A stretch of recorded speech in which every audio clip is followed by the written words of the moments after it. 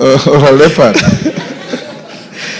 You can be certain, Honorable Speaker, if she was here earlier, yes, she would never have recognized any of the footballers that you are mentioning from back those days. Just like the Honorable Joseph was asking who are those the Speaker is mentioning. Because they were not born by then, Honorable Speaker. But that is the beauty of this House, Honorable Speaker. And it tells you that in this House, Honorable Speaker, we have men and women, as Honorable Juneta said, who have been elected by the people to come and represent them and oversight government on behalf of the people. Therefore, Honorable Speaker, when we oversight the executive and the judiciary, because we have that singular role as enshrined in this constitution, we don't do it as a favor to anybody. Not to the president, not as a favor to those serving in the executive. We do it on behalf of the people. Therefore, I want first to encourage members that nothing and nobody should instill fear in you in doing your work as members of parliament. Because you are duly elected by the people of Kenya to exercise oversight even over the executive, even the office of the president, and even the president himself. That is why this House has powers under this constitution to impeach those in the executive, and those in the executive can do nothing to remove you from this House. Absolutely nothing. Because that is how we crafted our constitution, Honorable Speaker. Honorable Speaker, I have listened to many of the contributions, and let me take particular interest to what the Honorable Tienda Omolo said. That we have a Powers and Privileges Committee in this House, Honorable Speaker, which fortunately is chaired by none other than yourself. This Powers and Privileges Committee has the powers and a singular mandate to receive complaints, as Honorable Tienda Omolo said, from whatever quarter against any member of parliament who may engage in any manner of impropriety, whether within the precincts of parliament or outside parliament, Honorable Speaker. It is not fair to condemn the House in its entirety, Honorable Speaker. We have young members like Honorable Njeri, Honorable Joseph, who just joined this House the other day, Honorable Speaker. We have older members like the Honorable Kainan, the father of the House, who has been here for a long time, and yourself, Honorable Speaker. When this House is condemned, you are condemned. The Honorable Kainan is being condemned. The Honorable Njeri and Joseph here are being condemned. Honorable Speaker, if there are people who have suffered, I am among those people who have suffered immensely from this condemnation. I was a sponsor of that bill the Honorable Murugara was speaking about as leader of the majority.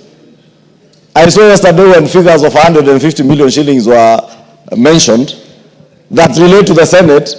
There are people who went on social media to say, oh, that is the 150 million Kimani Ichungwa used to purchase I don't know what where. Honorable Speaker. No, this time they didn't mention a chopper, they were mentioning shares I invested in a bank. But I have invested an investment I have made, Honorable Speaker, from money I have borrowed from our own parliamentary circle and my other circle in Muhasibu. Fortunately, Honorable Speaker, when they banded those stories, thinking they are maligning me, the share price of NHIF has risen by 2 shillings.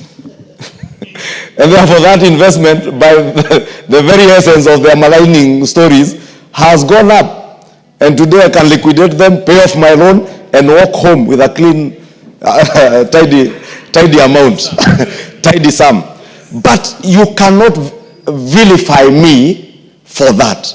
Nobody should vilify any member of parliament because they are members of parliament, Honorable Speaker. When we vilify one person in this House unfairly, we are vilifying the institution of parliament. And we must protect and defend as strongly as we can the integrity, not of even ourselves as individuals, but of the institution of parliament. Because this institution is there to oversight. And we cannot have... Give him 2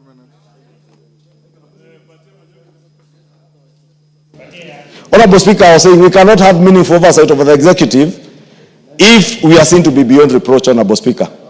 Let us use our Powers and Privileges Committee to ensure, Honorable Speaker, if by any chance there is any one of us, and I say any one of us, Honorable Speaker, including myself, who Honorable Speaker, as a Swahili would say, aliye na tuhuma yoyote, let them be before the Powers and Privileges Committee and also before the investigative agencies like EACC, so that they may take action, so that we protect the institution of Parliament, Honorable Speaker. Two, Honorable Speaker, on the question of what is provided for in Article 94 to 96 of our Constitution, and I don't want to repeat what has been said about the powers of the House, in the our sister House in the Senate, to oversight national revenue that is going to the counties. I think it is a matter, and I said it yesterday, Honorable Speaker, in that meeting, that it is a matter that is explicitly provided for in the Constitution.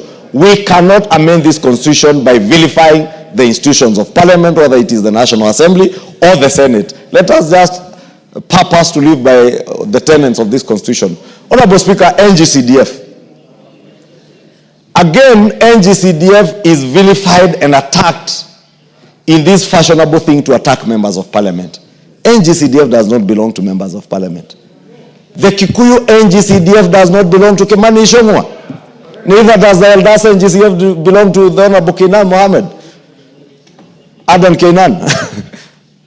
Honorable Speaker, NGCDF belongs to the people of Kenya, to the constituents who have elected us to come and represent them here. We oversight NGCDF just like any other fund in government. Honorable Speaker, when the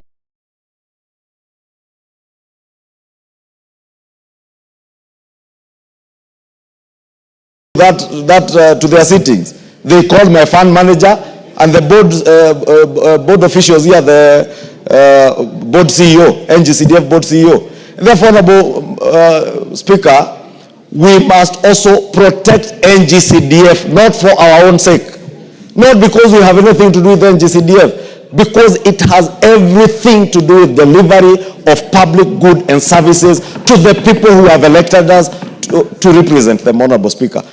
And let me just conclude by saying, Honorable Speaker, we would have no business being the people's representatives if we have nothing that we can oversight those that have been charged by the people of Kenya to hold public funds in their trust. Then we have no business being members of Parliament if we can't oversight.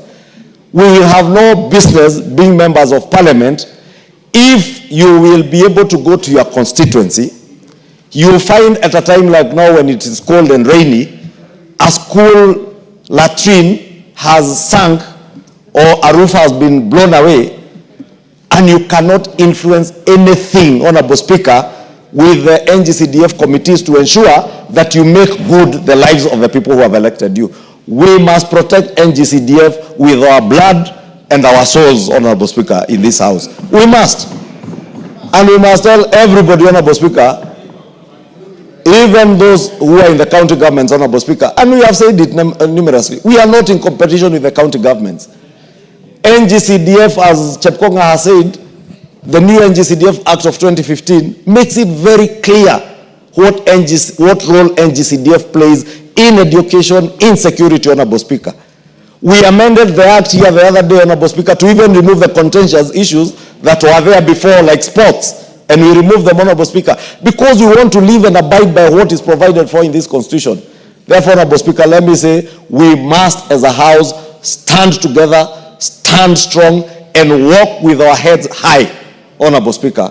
If you have nothing to be suspicious of anything you do.